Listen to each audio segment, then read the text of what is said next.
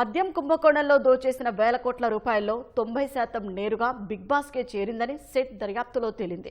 మిగతా 10% ముడుపులో రాజ్ కిషన్ రెడ్డి నేతృత్వంలో పనిచేసిన క్యాష్ కొరియర్లు, హ్యాండర్లు వైసీపీ ముఖ్య నాయకులు, అధికారులకు అందినట్లు సెట్ గుర్తించింది. ముడుపుల సొమ్ముల ఎవరి వాటా ఎంతో పేర్కొంటూ సెట్ జాబితా సిద్ధం చేసింది. మద్యం కుంభకోణం కేసులో సిట్ దర్యాప్తులో కీలక విషయాలు వెలుగులోకి వస్తున్నాయి. ఇప్పటికే అరెస్టైన నిందితులు, సాక్షుల విచారణలో వెల్లడైన అంశాలు, వాంగ్మూలాలు, వారి నుంచి స్వాధీనం చేసుకున్న సెల్ఫోన్స్లోని సమాచారాన్ని వెలికితీసిన సిట్ వాటాల గుట్టు తేల్చింది.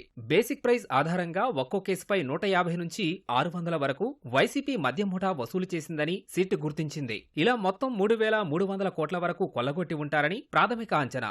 అందులో 90% అంటే దాదాపు 2,970 కోట్లు బిగ్ బాస్ కు చేరాయని సిట్ అంచనా. డొల్ల కంపెనీల్ని అడ్డం పెట్టుకుని ఇతరత్రా హవాలా మార్గాల్లో ఈ సొమ్ము రూటింగ్ చేసినట్లు వెల్లడైంది. మిగిలిన 10% ముడుపులు రాజ్ కిషన్ రెడ్డి నేతృత్వంలో పనిచేసిన క్యాష్ కొరియర్లు, హ్యాండ్లర్స్ నిర్వహణ ఖర్చులకు, వైకాపా ముఖ్య నాయకులకు, అక్రమ దందా అమలులో భాగస్వాములైన అధికారుల లంచాలకు వెచ్చించినట్లు సిట్ గుర్తించింది. ఈ ముడుపుల సొమ్ముతో బెంగళూరు, హైదరాబాదుల్లో పెట్టుబడులుగా పెట్టినట్లు, బినామీ కంపెనీలు పెట్టినట్లు గుర్తించిన సిట్ వీటిని వెలికితీస్తోంది.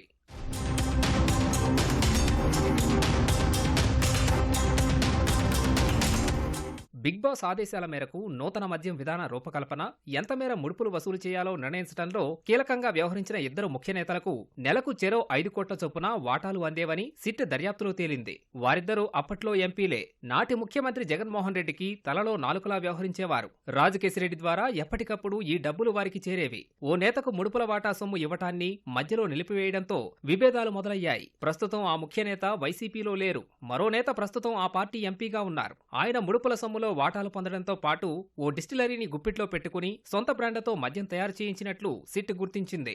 ఆ మద్యాన్ని ఏపీఎస్బీసీఎల్తో ఎక్కువగా కొనుగోలు చేయించి భారీగా కొల్లగొట్టారు. వీరితో పాటు అప్పట్లో రాష్ట్ర ప్రభుత్వంలో ముఖ్య స్థానంలో ఉన్న మరో నేతకు నెలకు 50 లక్షల చొప్పున ఇచ్చేవారని సిట్ గుర్తించింది.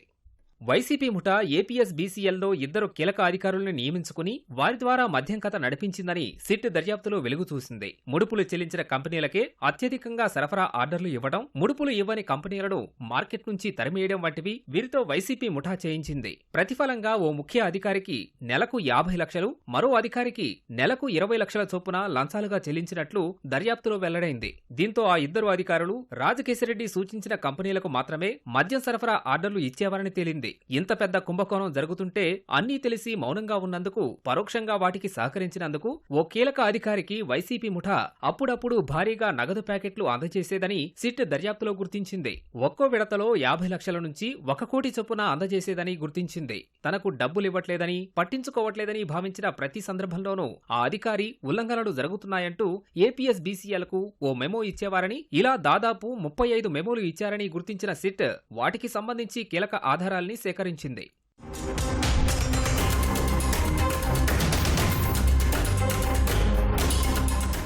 మద్యం ముడుపుల్లో వైసీపీ ముఖ్య నేతలకు వాటాలు, అధికారులకు లంచాలు పోను మిగతా సొమ్మును రాజ్ కిషన్ రెడ్డి కమిషన్ గా తీసుకునేవారని సిట్ దర్యాప్తులో వెలుగు చూసింది. కిరణ్ కుమార్ రెడ్డి, ముప్పిడి అవినాష్ రెడ్డి, బూనేటి చాణక్య, పైలా దిలీప్లను ముందు పెట్టి క్యాష్ హ్యాండ్లర్స్ వ్యవస్థను నిర్వహించేవారని గుర్తించింది. అంతేకాకుండా రాజ్ కిషన్ రెడ్డి తన వారితో కొత్తగా కొన్ని మద్యం సరఫరా కంపెనీలను ఏర్పాటు చేయించి వాటికి భారీగా సరఫరా ఆర్డర్లు దక్కేలా చూసుకున్నారని దర్యాప్తులో వెలుగు చూసింది. దాదాపు 5 కంపెనీలకు 100 కోట్లు ఏపీఎస్బీసీఎల్ నుంచి జమయ్యాయని, ఈ డబ్బుతో రాజ్ కిషన్ రెడ్డి ముఠా కూడా పలుచోట్ల భూములు కొనుగోలు చేసిందని సిట్ గుర్తించింది. రాజ్ కిషన్ రెడ్డి ముఠా మద్యం వ్యవస్థ నిర్వహించినందుకు వచ్చిన కమిషన్లతో సినిమాలు సైతం తీసిందని సిట్ దర్యాప్తులో తేలింది. స్థిరాస్తి రంగంలోనూ వీరు పెట్టుబడులు పెట్టారు. దుబాయ్లో అనేక కంపెనీలు కూడా ఏర్పాటు చేశారని సిట్ దర్యాప్తులో వెలుగు చూసింది.